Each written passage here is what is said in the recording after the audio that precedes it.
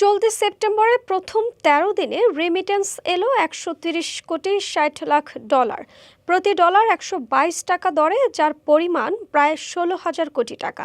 এই রেমিটেন্স গত বছরের একই সময়ের চেয়ে ১৩.৬% বেশি।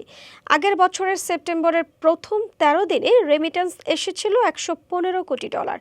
রবিবার ১৫ সেপ্টেম্বর এ তথ্য প্রকাশ করেছে বাংলাদেশ ব্যাংক। চলতি সেপ্টেম্বরের প্রথম ১৩ দিনে আসা রেমিটেন্স আগের মাস আগস্টের প্রথম ১৩ দিনে আসা আয়ের চেয়েও বেশি।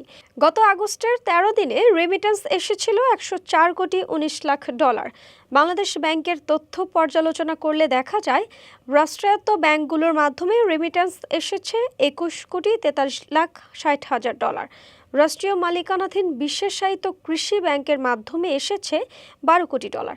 বেসরকারি বাণিজ্যিক ব্যাংকগুলোর মাধ্যমে রেমিটেন্স এসেছে ৯৬,৮৭,১০,০০০ আর দেশে ব্যবসারত বিদেশি ব্যাংকগুলোর মাধ্যমে রেমিটেন্স এসেছে ২৭,৭০,০০০ ডলার।